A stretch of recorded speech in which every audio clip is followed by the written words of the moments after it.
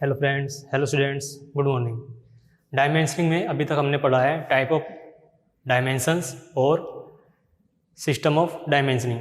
Types of dimensions में हमने size dimension और लोकेशन डायमेंशंस पढ़ी हैं, और सिस्टम ऑफ डायमेंशनिंग में हमने पढ़ा है संरेखी पद्धति और एक दिशीय पद्धति, अलाइन सिस्टम और यूनिडायरेक्शनल सिस्टम। इसमें से आप दोनों सिस्टम में से एक सिस्टम आप अपना मुख्य बना लेंगे और उसको अधिकतर यूज़ करेंगे, आपको पहले भी बताया हुआ है। और अब आगे बढ़ते हैं मेन अरेंजमेंट्स ऑफ डायमेंशनिंग।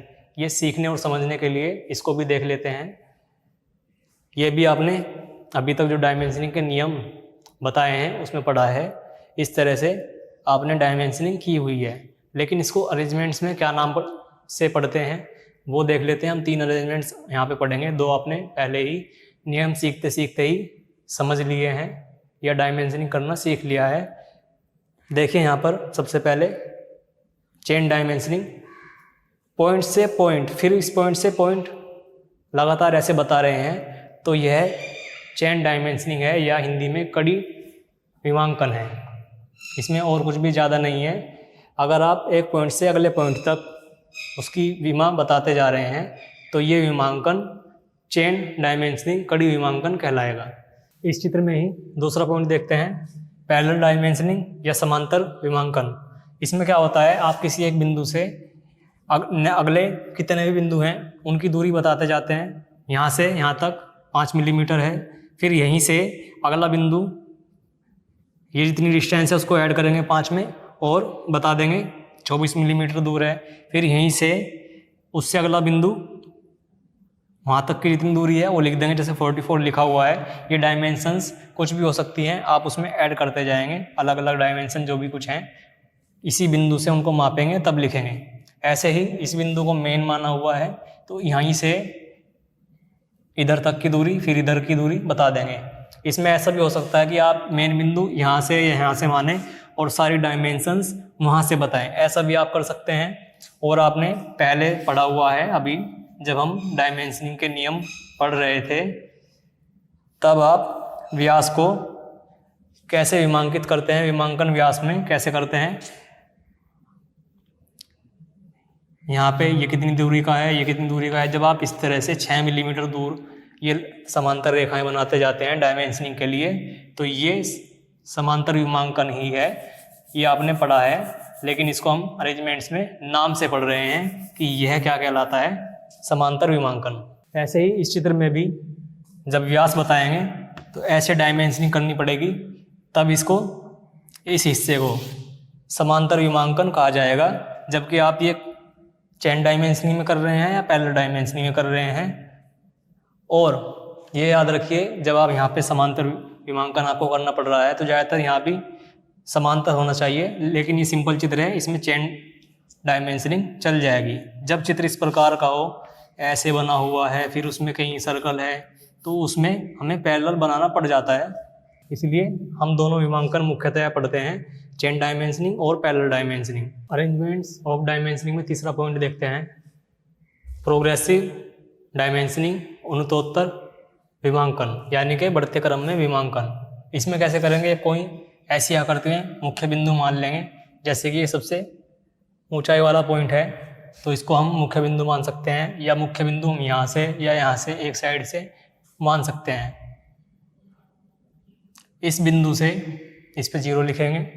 आगे जो भी पॉइंट हैं उनकी दूरियां लिखते जाएंगे, इस बिंदु से वो कितनी दूर है, 5 मिलीमीटर। फिर यहाँ से यहाँ तक यदि यह 20 है तो 25 हो जाएगा, यदि यह फिर 20 है तो ये 45 हो जाएगा, और यदि यह फिर 20 है तो यहाँ से यहाँ तक तीर भी एक ही दिशा में लगाएंगे और ये 65 हो जाएगा।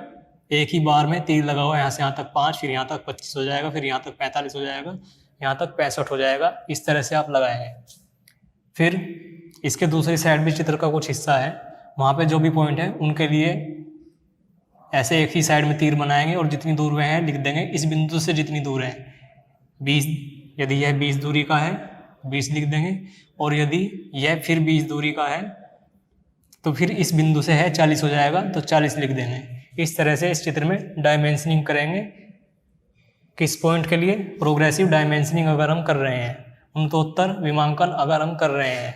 ये सिलिंड्रिकल शेप है इस तरह से, जो आपको पहले भी बताई हुई है। ये व्यास है इसका कुछ, फिर ये कुछ व्यास है। ये एक कुछ मोटाई की प्लेट होगी, उसमें छिद्र बने हुए हैं, उसमें होल्स हैं, आर पार ये होल्स हैं। इस बिंदु से इस सर्कल के सेंटर पॉइंट की दूरी, फिर नेक्स्ट सर्कल के सेंटर पॉइंट की दूरी, फिर ऐसे ही नेक्स्ट। और कोई इसमें डायमेंशनिंग स्पेशल नहीं है, और डायमेंशनिंग में आप इसको चौड़ाई और बता देंगे। यहाँ से यहाँ तक की दूरी 20 है, यहाँ से यहाँ तक भी दूरी 20 है। तब उत्तरोत्तर विमांकन या प्रोग्रेसिव डायमेंशनिंग में कैसे डायमेंशनिंग करते हैं? ये 0 से 20 तीर एक ही दिशा में बनेगा इसमें भी, और फिर ये भी दूरी 20 है दोनों सर्कल के बीच में, तो इस बिंदु से दूसरे सर्कल के सेंटर पॉइंट तक 40 हो जाएगी। फिर ऐसे ही यदि यह दूरी 60 है तो यह 100 हो जाएगी टोटल इस बिंदु से, और यदि यह दूरी फिर बीच में 20 है इनके, तो 100 के बाद 120 हो जाएगी, और इस बिंदु से यहाँ तक की दूरी भी फिर 20 है, तो ये टोटल दूरी 140 हो जाएगी। इस तरह से उत्तरोत्तर विमांकन या प्रोग्रेसिव डायमेंशनिंग करते हैं। तीनों अरेंजमेंट्स आपने पढ़ लिए हैं, इसमें कुछ कन्फ्यूजन हो सकता है, इसलिए पहला और दूसरा आप मुख्यतः यूज़ करेंगे। इसके बाद डायमेंशनिंग में ही एक टेबल पढ़ लेते हैं, कन्वेंशंस ऑफ मटेरियल्स, पदार्थों का निरूपण। कन्वेंशंस ऑफ मटेरियल्स, पदार्थों का निरूपण, इसके लिए ये टेबल पढ़ते हैं। सबसे पहले मेटल्स को आप किस तरह से कन्वेंशंस बनाएंगे या उनके सिंबल बनाएंगे।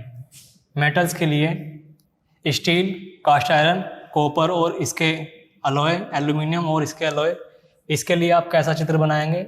एक बॉक्स बनाएंगे, इसकी माप अपने अनुसार रखेंगे जो एक टेबल में आ सकता है आसानी से, और इसमें ऐसे शैडो वाली लाइनिंग एक साइड को करते हुए बना देंगे। ये किसके लिए बनेगा? स्टील, कास्ट आयरन, कॉपर और एल्यूमिनियम। कॉपर के अलॉय के लिए भी बनेगा और एल्यूमिनियम, ज़्यादातर यही पूछा जाता है, या स्टील पूछेगा या कास्ट आयरन या कॉपर या एल्यूमिनियम। कभी कभी कह सकता है कॉपर और इसके अलॉय के लिए चिन्ह या निरूपण कीजिए या प्रतीक बनाइए। और इसके बाद मेटल्स में ही है दूसरा पॉइंट, लेड, जिंक, टिन या वाइट मेटल। ये भी मेटल्स हैं, लेकिन इन अलग से जो कुछ खास इधर बताए गए हैं, लेड, जिंक, टिन और वाइट मेटल, उनके लिए कैसे बनाएंगे? आप एक बॉक्स बनाएंगे, उसमें क्रॉस शैडो करेंगे, क्रॉस लाइनिंग बनाएंगे ऐसे। किसके लिए? जो ये अभी यहाँ पे लेड, जिंक और टिन, वाइट मेटल लिखे हुए हैं। इसके बाद क्या है? गिलास या कांच, इसको आप कैसे प्रदर्शित करेंगे? आपने कार्टून में या हिंदी इंग्लिश की पुरानी जो बुक है आपने पढ़ी हुई है, उसमें आपने देखा हुआ होगा, जब भी कोई इस तरह का कांच वाली खिड़की का चित्र बना हुआ होगा बुक में, तो वो ऐसे बना हुआ है, एक लाइन छोटी फिर बड़ी तिरछी बनेगी, और फिर एक बड़ी लाइन मध्यम रेखा, फिर इसके बाद छोटी हो जाएगी, फिर और छोटी हो जाएगी। तो ऐसे ही बनाते जाएंगे एक बॉक्स में डिजाइन, तो वो कांच का निरूपण होगा। कन्वेंशंस फॉर गिलास या सिंबल फॉर गिलास, कांच का प्रतीक या कांच का निरूपण, इस तरह से करते हैं। लिक्विड के लिए आप ऐसा ही एक बॉक्स बनाएंगे। लिक्विड को आप पहले से दिखाते आए हैं, आपने केमिस्ट्री में पढ़ा होगा और ड्राइंग में भी इस्तेमाल किया होगा इसका।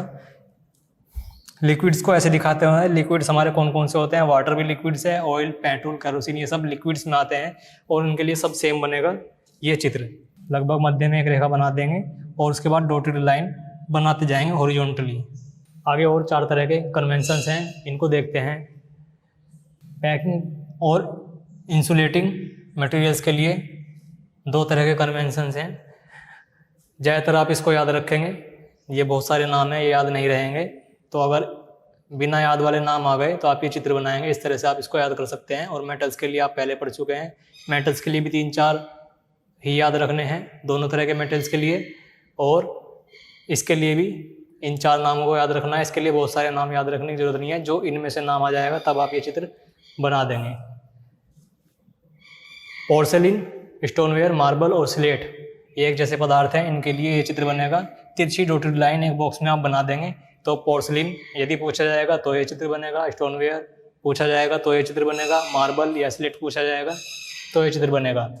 Next, asbestos, fibre, felt, synthetic resin products, paper, cork, linoleum, rubber, leather या वैक्स या इंसुलेटिंग और फिलिंग मटेरियल्स, इन सभी में से कोई एक पूछा जाता है, तब आप क्षैतिज रेखा और तिरछी रेखा एक बॉक्स में बनाएंगे तो इनके लिए आप कन्वेंशन बना देंगे, इनका निरूपण आप कर सकते हैं।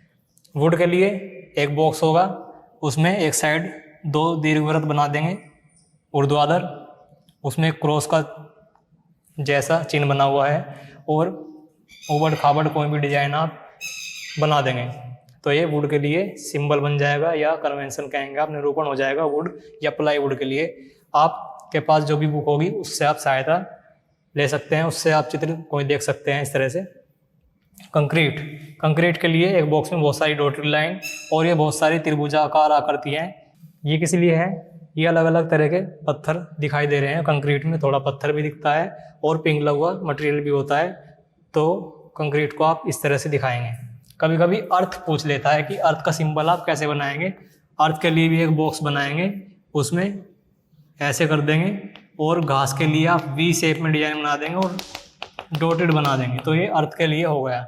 नेक्स्ट टॉपिक पढ़ते हैं हम स्केल यानी कि पैमाना। Thank you.